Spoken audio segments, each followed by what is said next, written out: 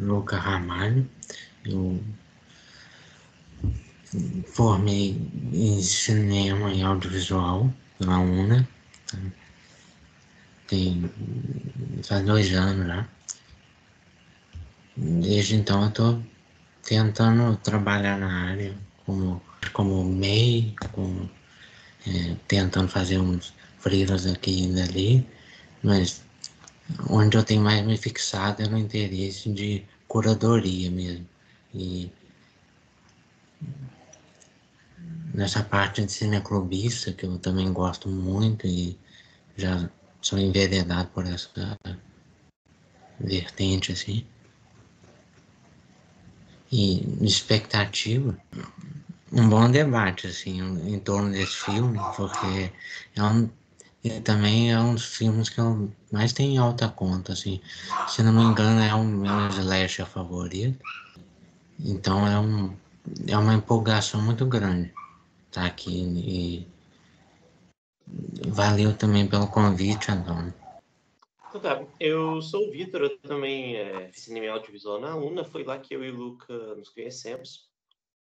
Nós dois fizemos parte do Cineclube Liberdade, a gente acabou se envolvendo no projeto de curadoria junto, depois disso também, né? Nós dois e, além disso, o Pedro Coelho e o Rafael Lages. Obrigado pelo convite. Ok. Eu sou Antônio Pedro, sou formado em Letras e Jornalismo e tenho uma ligação muito forte com o cinema. E resolvi juntar essa turma, então, para a gente debater cinema. Filmes novos, filmes antigos e, enfim, filmes que têm um lugar especial na vida e no coração da gente.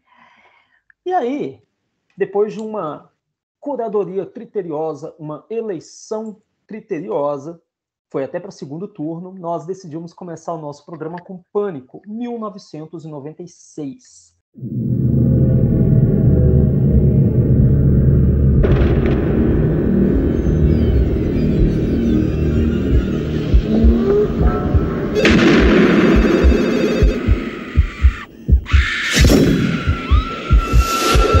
E agora, eu gostaria, né, seguindo essa mesma regra aí, Luca, qual é a sua relação com Pânico? Você falou aí que é um dos seus filmes preferidos. Queria que você relembrasse para a gente aqui rapidamente como e quando foi a primeira vez que você viu Pânico. A primeira vez que eu vi, eu ainda era adolescente, estava no ensino médio ainda. Eu tive uma cinefilia, assim, tipo, já desde a infância, já, mas, tipo, eu comecei a ver filme de terror já, né? Até mais cedo, acho que eu deveria, tipo, tipo nunca liguei para isso também, tipo, nem meus pais nunca conseguiram me impedir, então, mas faz parte. E era essa coisa, tipo, de falar em torno dos filmes de terror e tal, tipo, também essa a cultura em torno do filme do Pânico, né, porque eu já tinha até me fantasiado de Pânico várias vezes sem ter visto até o filme. Tipo, eu lembrava mais de saber que ela tinha paródia de Todo Mundo em Pânico, inclusive, também. E sempre fui curioso, assim, da cultura em torno do filme lá nos Estados Unidos. Aí eu começo a colocar a Bina nos telefones por causa de medo de trote, né? Porque alguém pode ser ligar, querer pregar peça, fingir ser o assassino. Quem é? Me diga você. Corey Gilly 5550176. Ah, que merda! Deu azar, Corey. Droga! Passar trote é crime, de acordo com o artigo 653 do Código Penal. Tomara que tenha gostado do filme. E você, Vitor, como que foi a sua relação, seu primeiro contato com Pânico? Olha, eu não lembro exatamente como foi. O que eu lembro é que eu já tinha assistido Todo Mundo em Pânico antes de assistir o Pânico. Então, foi uma coisa meio Primeiro meio déjà vu, né? Porque algumas cenas tinha a sensação de que eu já tinha visto em outro lugar. Alô? Quer se divertir um pouquinho? Quem é? Diz o seu nome que eu digo o meu. Não vou dizer. Que barulho é esse aí? Soltei um pum, pensei que você não ouviria. Mas, segundo, foi uma experiência bem descontraída, porque, né? O repertório que vi. E é isso. É um filme que eu gosto muito. Eu adoro o começo desse filme, tipo, eu acho... É um começo muito inteligente, né? Eles começam com uma atriz que era uma estrela da época e mata. Mas, para além disso, eu gosto particularmente quando vai chegando no final da cena, no momento em que os pais se deparam com a filha, tem uma coisa muito sentida ali que é uma coisa muitas vezes rara de se ver no slasher. E o jogo psicológico com a questão do telefone também é muito foda. E é uma coisa que vai perdurando o filme, né? Sim, sim.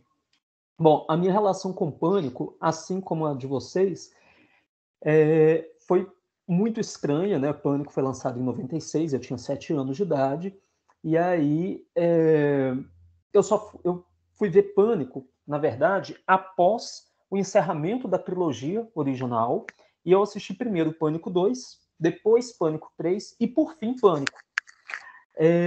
O Pânico passou na Globo, em tela quente, uma vez, mas, enfim, eu não lembro dessa exibição, e eu via muita tela quente na minha infância, mas eu não lembro dessa exibição de Pânico.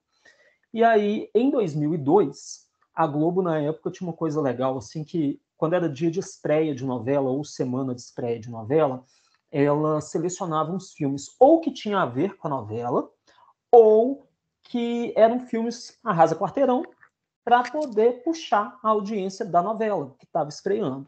E ela fez isso com o Beijo do Vampiro. Então, Pânico 2 foi exibido na semana de estreia do Beijo do Vampiro. A Vampiromania está no ar. E hoje, a sua tela quente vai botar pra arrepiar com Pânico 2. Alô? Sustos radicais, altos mistérios e muita ação. Numa aventura onde o perigo pode estar bem pertinho de você. Quer pipoca? Pânico 2, filme inédito. Hoje, em tela quente. Tinha até um comercial, uma chamada que falava um brinde à vampiromania e tal. E aí exibiram Pânico, salvo engano, em agosto de Pânico 2, né? Em agosto de 2002. Só que eu estava passando mal nesse dia, eu não consegui ver. E aí, em janeiro, a Globo reprisava os filmes que tinham feito mais sucesso durante a temporada da Tela Quente, e aí reprisaram Pânico 2, e foi onde eu fui assistir o filme, em janeiro de 2003. E aí, ao longo de 2003, eles passaram Pânico 3, e eu assisti também. E o Pânico, ele não chegou a ser lançado, né, nessa primeira remessa aí, ele não chegou a ser lançado em DVD no Brasil. Foram lançados Pânico 2 e 3, então, alguns anos depois, quando eu comecei minha coleção de DVDs, eu achei os Pânicos 2 e 3 em DVD, mas o Pânico não tinha. Ele só foi lançado em DVD no Brasil quando saiu o Pânico 4, que aí o estúdio ele relançou, né, todos os Pânicos. Mas, enfim, então a minha relação com o Pânico é bem essa. Eu também acabei assistindo as paródias primeiro. Tenho Todo Mundo em Pânico, tenho Histeria, que também passaram em tela quente. Pai? Olá, Cindy. Eu não sou a Cindy. Acho que foi engano. Ih, que número será que eu disquei? Quem tá falando? O assassino. Foi seu telefone ou o meu? Deixa pra lá, eu tenho secretária eletrônica. Você gosta de filmes? Eu gosto. Aluguei uns hoje. De que gênero, hein? O de costume, você sabe. 2 caras, uma menina, um cavalo com um negócio preto. Então eu vi Pânico 2, Pânico 3, Todo Mundo em Pânico e Histeria. E aí, toda vez que eu ia tentar assistir Pânico, dava alguma coisa errada. Eu peguei ele em várias locadoras do meu bairro, a fita estava mascada, então não rodava, era VHS, né? Então a fita estava mascada, não rodava, ou então o filme já estava alugado. E aí, assim, eu acho, salvo engano, que eu fui assistir o Pânico mesmo já em 2006, por aí que eu achei num lugar, tal, ele estava disponível, aí eu consegui alugar e consegui ver. Então, assim, 10 anos depois do lançamento. E aí, a partir de então, eu comecei a acompanhar a franquia na ordem. Então, essa é a minha primeira relação aí com o Pânico. Eu comecei pelo meio da franquia e não pelo começo. Bom, a capa do VHS, eu não sei se vocês chegaram a ver, mas a capa do VHS, que é diferente, né, da capa do DVD, é uma das mais criativas do cinema de terror que eu já vi. Tem a foto da Casey ou é da Sidney, não sei, porque só passa os olhos assim, uma mão tampando a boca dela, e aí escrito assim, a morte está lá fora, não abra a porta, não atenda ao telefone e procure não entrar em... Aí um título do filme embaixo, Pânico. Então, assim, é uma das capas mais criativas que eu já vi, ela é muito simples e ao mesmo tempo muito criativa, resumindo aí um pouco do filme.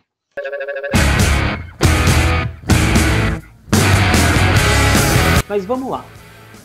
Na opinião aí de vocês, como que vocês percebem, né, o desgaste do gênero slasher a partir do fim dos anos 80 e primeira metade dos anos 90, como que isso acabou, de certo modo, ajudando a moldar o primeiro Pânico? Porque o slasher, ele sofre esse desgaste natural.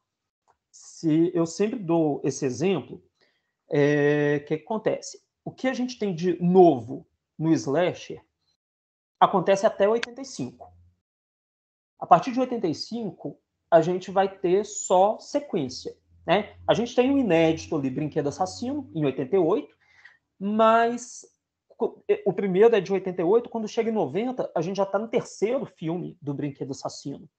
Então, assim, é muita sequência, é muita refilmagem, é muita continuação, e aí, então, a gente não tem mais nada de novo no slasher. E a primeira metade da década de 90 é exatamente isso, só continuação. A gente tem Halloween 5 e 6, a gente tem, né, Brinquedo Assassino 3, Sexta-feira 13, A Hora do Pesadelo, só continuação.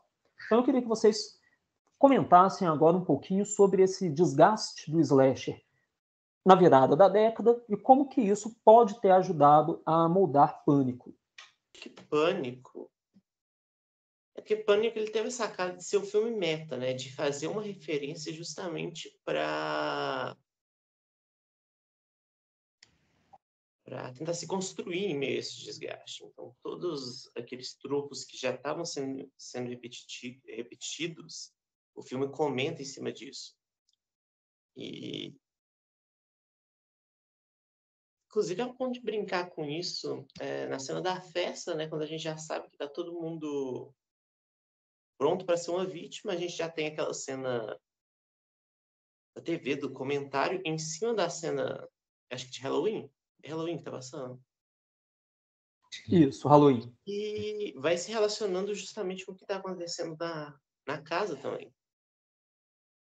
O comentário do personagem se refere a ele mesmo.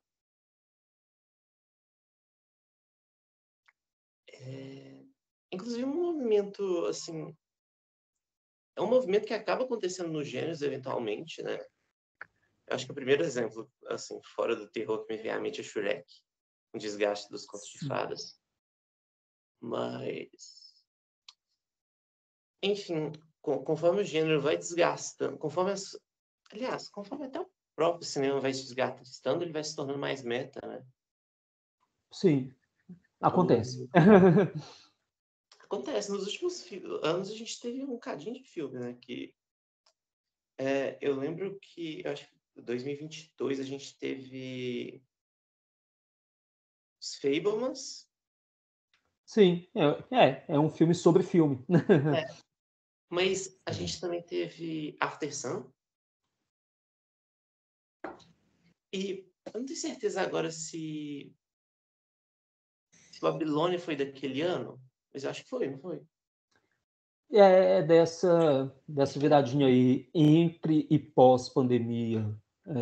Foi Assim, 22 para 23. tem 3 grandes produções, mais ou menos ao mesmo tempo, sendo bem referenciais, assim. Apesar de que referenciais nem tanto, mas sendo sobre cinema de alguma forma, sendo sobre certas formas de pensar o mundo a partir do próprio cinema também. Sim. Você gostaria de acrescentar alguma coisa, Luca? Eu acho que o desgaste, assim, tipo, também tá muito ligado assim, a um lance, tipo, do próprio gênero, enquanto, tipo,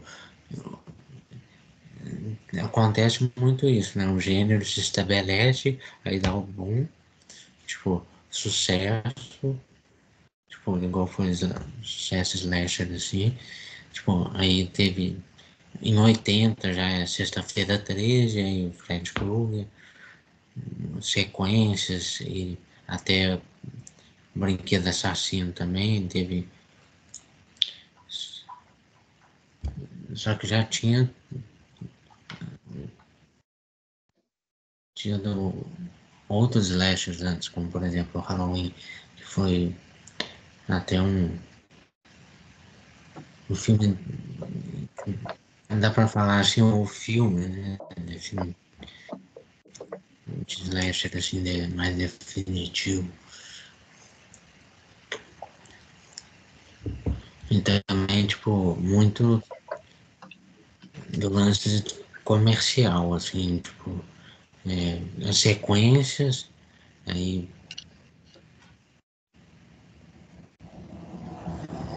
vai tendo muito repeteco, uma fórmula se desgasta, Saturno, aí meio que tipo,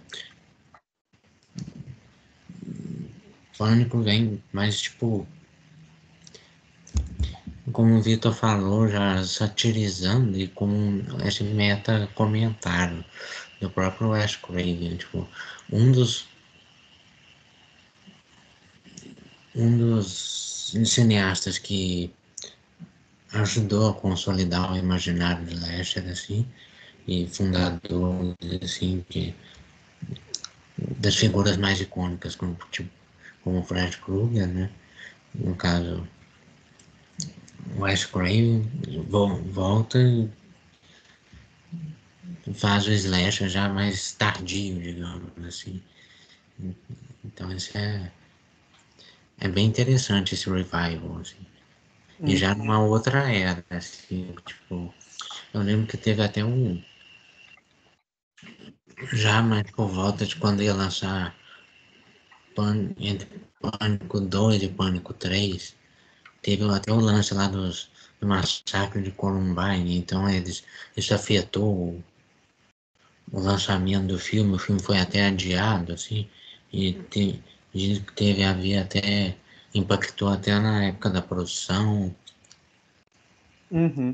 Pois é. Vitor, você quer acrescentar algo? É porque tem um filme de 81, chama Corpo Estudantil, e ele já é uma paródia de slasher. Eu acho curioso que isso exista, né? Porque ele tá mais com Todo Mundo em Pânico do que para um Pânico. Mas eu acho curioso pensar que já existia um slasher metalinguístico tão cedo. Porque em 81 é relativamente cedo pro slasher, né? Ainda estava meio que em alta. 81 é o ano de Halloween 2, né? E Sexta-feira 13 tinha acabado de ser lançado. Então, assim, são basicamente os primórdios do slasher. Hello, it's me, the heavy breather from every horror film you've ever seen. You know me. First I terrorize my victim by the telephone.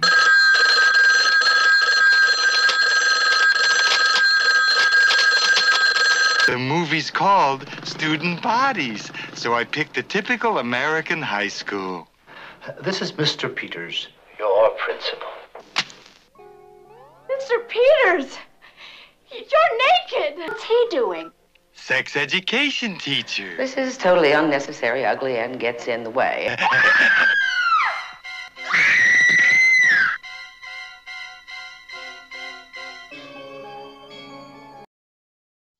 Enfim, eu só lembrei desse filme porque foi um filme que eu achei muito curioso quando eu descobri que existe. E eu real gostei dele, eu acho ele muito engraçado. Eu preciso assistir. Vou procurar aqui, vou colocar na minha lista. É muito legal.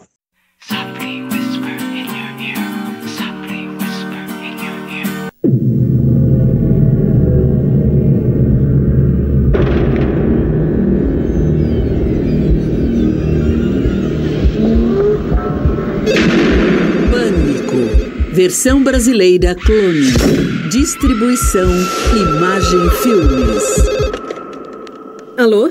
Alô? Pois não? Quem tá falando? Com quem você quer falar? Que número é esse? Pra que número você ligou? Eu não sei. Eu acho que você ligou pro número errado. Liguei? Isso acontece. Fica frio.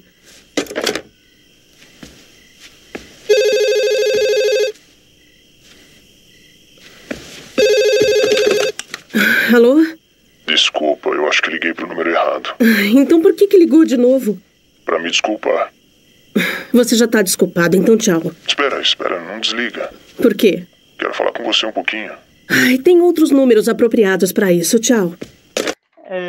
Bom, vamos pra cena de abertura, porque a cena de abertura de Pânico, como o Vitor falou no começo do programa, é uma cena que se tornou histórica. Nós tínhamos uma atriz muito famosa e ela morre com 10 minutos de filme. E a partir de então, todas as... Não, pode falar, perdão. Não, é porque é engraçado para pensar nisso, velho. Até agora é engraçado. Tipo, eles mataram a Drew Barrymore. Sim. No auge da carreira dela. E ela já tinha... eu costumo brincar que ela, assim, ela começa a carreira lá muito cedo, né, nos anos 80, aí ela tem aqueles problemas ali todos, enfim, e aí em 96 ela estava nesse auge, ela tinha alguns problemas e tudo, mas ela estava nesse auge e eles matam a personagem dela. E aí a pobrezinha só vai se recuperar quando o Charlie Townsend a resgata, né, e aí ela vai ser aí um tripé da justiça. I think you mean crazy bitch.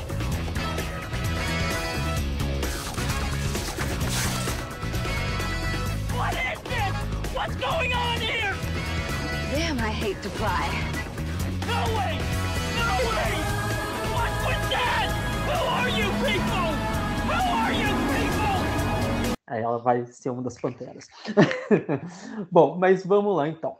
Essa cena de abertura se tornou histórica, né, icônica, porque, como você mencionou, a gente tinha uma mega atriz que é morta com 10 minutos de filme. Não é algo impensável, mas é algo arriscado, né? 96. E essa cena de abertura acaba se tornando uma referência para toda a franquia Pânico, porque mesmo entre os críticos que não gostam de Pânico, admitem que a sequência de abertura de todos os filmes Pânico é um show à parte. E isso até nos pontos mais baixos da franquia. Então, essa cena de abertura de Pânico, ela é icônica. Seja a questão da construção ali do suspense, né, essa questão do telefone, a ambientação da casa é muito anos 90. Então, toda vez que a gente revê Pânico, é aquela salinha, tudo bem, é uma mansão, mas é aquela salinha gostosinha dos anos 90, com uma TV, o sofazinho, um monte de fita de vidro, é muito anos 90 isso. E aí, isso, de certo modo, né, ajuda a criar esse clima do que viria a ser Pânico. Então, se vocês tiverem algo a mais para comentar dessa cena de abertura, daqui a pouco eu vou levar para um outro ponto da abertura, mas enfim, podem comentar à vontade dessa cena de abertura aí. Agora eu comecei a pensar nas outras cenas de abertura. Eu não gostei muito dos últimos 2 Pânicos, mas... Velho, aquela última cena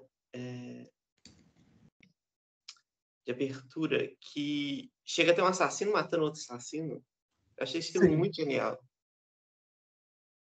E é uma volta, de certo modo, ao Bahia de Sangue, né? Lá de... Sim. Né, um dos precursores também do slasher barra diálogo. Eu não tinha parado para pensar nessa relação, mas real.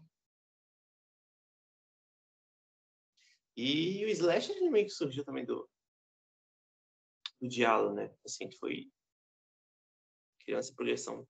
O Bahia de Sangue ele ainda tá meio que num grande intermediário, porque ele ainda tá solto de outros slashers que vieram antes, já se montando. O meu slasher favorito, que assim, é Black Christmas, ele tá mais pro outro slasher, na real, mas eu acho que, por mais que ele não tenha esse estilo de violência italiana, eu acho que ele é um filme também que tá muito intermediário nesse lugar de slasher e diálogo slasher, né? Porque diálogo veio primeiro, mas ele é um dos primeiros slashers, mas a coisa toda de se ter personagens mais velhos está muito mais próxima do que um diálogo faria, né? Não tem muito essa noção dos protagonistas adolescentes, já tem essa juventude, mas é uma juventude um pouco mais velha. A ideia da protagonista virginal, que no final é masculinizada, assim, que ela assume um item de violência humana. A segunda parte de violência masculina, a segunda parte está ali, mas a feminidade dela vem de outro lugar. Ela é uma protagonista que está grávida.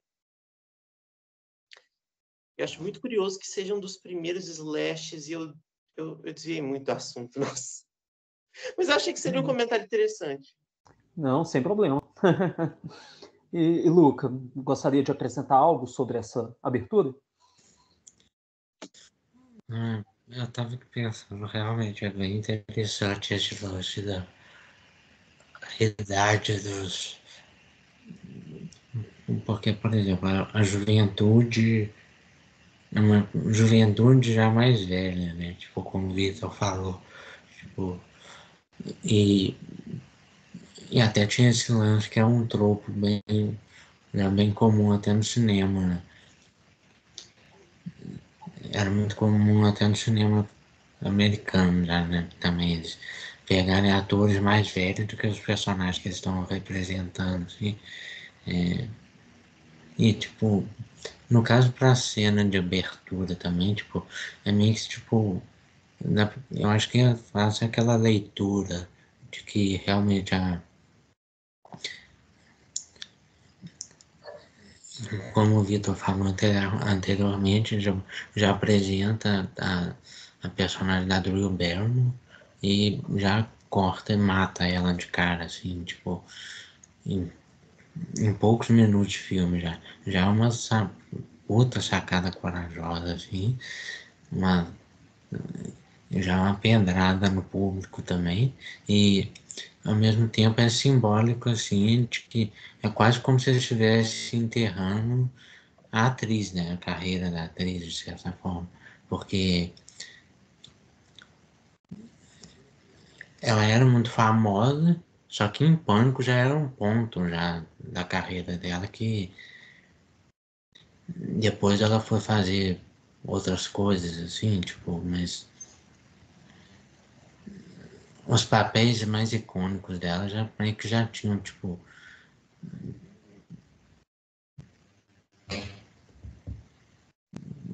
muitos deles já tinham passado, pelo menos até ali.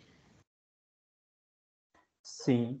Bom, ainda nessa cena de abertura, eu vou jogar agora um pouco para o lado do humor, porque tem um acontecimento que a gente não pode negar.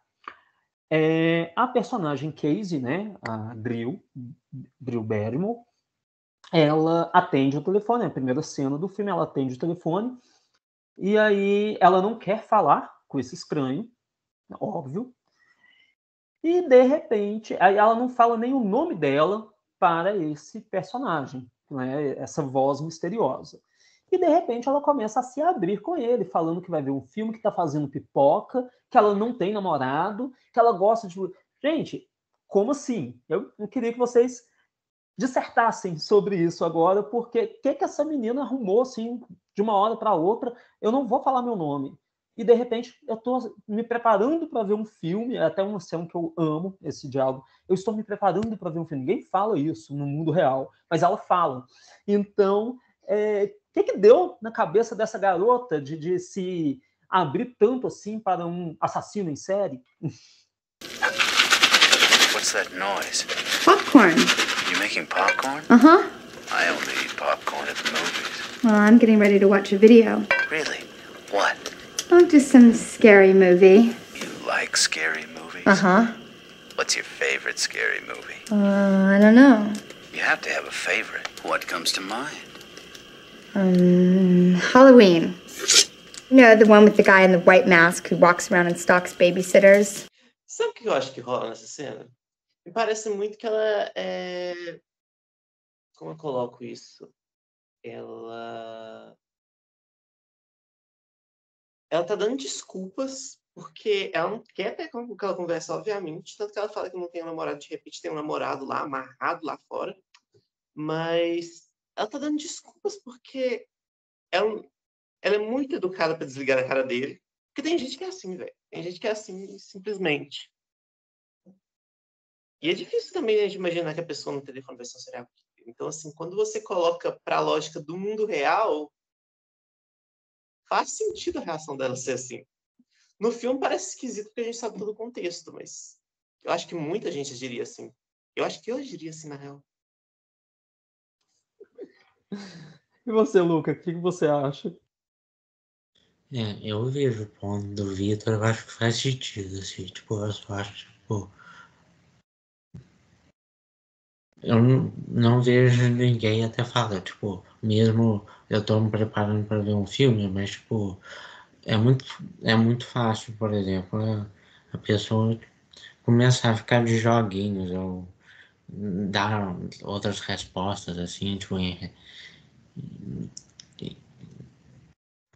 dar cartadas em resposta ao que a pessoa, por exemplo, tá falando no telefone, assim, porque não quer desligar, ou, tipo... É muito comum até em conversa de Instagram, a pessoa não quer sair, mas também parece que tá meio indecisa do que quer também, assim. E aí, de repente, esse lance, ela não tinha namorado, mas depois tem. Ela só não sabia que ele já tinha sido raptado e tava lá fora. Tem uma curiosidade perversa ali dela também, né? Tipo... Ela sente que está sendo cantada, que alguém está interessado nela, que ela não sabe quem é. Tem essa esfera também. Dá para ver que ela está um pouco lisonjeada, por assim dizer. Ela tá e ela começa meio que a brincar com isso. Uhum. Eu acho meio massa, na real. Eu acho massa. Eu acho ela uma personagem muito... Eu acho uma das personagens mais incríveis a aparecer tão pouco em um filme, na real. É verdade, é uma personagem que é bem construída, né, para uma duração tão pouca, digamos assim, mas é uma personagem bem construída em apenas 10 minutos. E a Drew Barrymore tá uma boneca nesse filme, tipo, eu já acho ela bonita, mas nesse filme...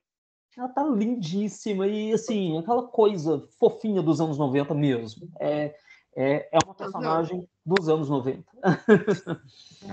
Parece até artesanato, assim, tudo. Sim, e essa questão da ambientação mesmo. Pintada. Dela. Então. Sim, essa questão da ambientação dela naquela casa é uma casa que só aparece nesses 10 minutos. Tanto a casa, né, a gente vai ver nas sequências lá, tem a casa da Sidney, tem a casa do Stu, e por aí vai, que voltam ao filme. Mas essa casa da Casey, ela só aparece nessa sequência inicial. Então, depois tem 3.000 filmes, Pânico, mas ela só aparece nesses 10 minutos e é muito marcante. Tudo ali parece, obviamente, né, Wes Craven na direção, então, mas é tudo muito milimetricamente calculado. Aparentemente uma casa funcional, ela vai andando, a câmera vai acompanhando e a gente vai vendo as paredes, o teto. Então, assim, é tudo muito bem bolado. A caracterização é muito bem feita. Bom, pessoal, o nosso tempo hoje está acabando. Então, pessoal, por hoje é isso. Contamos com a presença de vocês para o próximo episódio. Então é isso, pessoal. Boa noite. Espero que tenham gostado. Contamos com vocês para mais um episódio.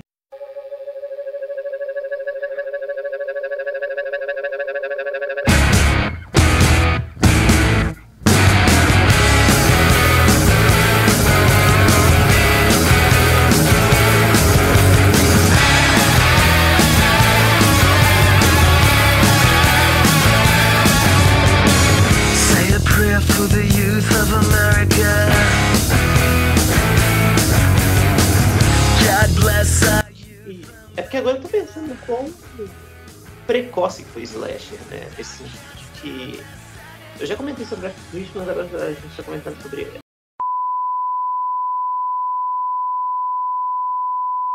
Enfim, uma apresentação rápida. Bora lá.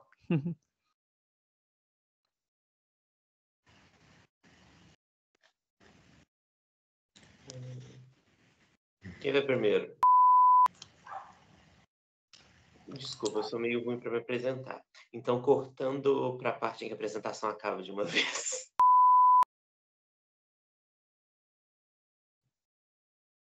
Fiquem à vontade. Quem quiser pegar o microfone primeiro, tá liberado. 2000 anos depois. É muito legal. O Humberto Mauro devia ter passado ele, ao invés de ter passado todo mundo em pânico. Eu não devia ter falado isso, não. Não, a gente... Tá, mas eu vou dar essa sugestão pro Rodrigo lá depois, porque, enfim, é uma boa. Vou dar essa sugestão para ele.